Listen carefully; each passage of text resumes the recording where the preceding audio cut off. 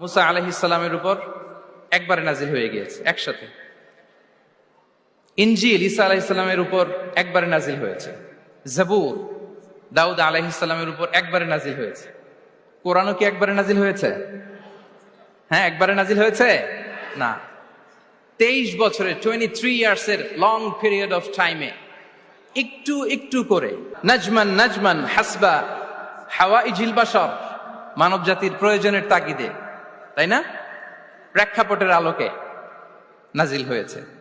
প্রথম নাজিল হয়েছে মক্কায়, তারপরে মদিনায়, বিভিন্ন জায়গাতে। আপনারা জানেন যে কোরআনের প্রথম আয়াত নাজিল হয়েছে মসজিদুল হারাম থেকে 10 কিলোমিটার উত্তর পূর্ব দিকে জাবালে নূর আছে, একটা পাহাড়, 634 মিটার উঁচুতে একটা কেইভ আছে, গারে হেরা। ওই হেরা গুহায় শুরু হলো কোরআনের এই নাজিল হওয়ার প্রক্রিয়া।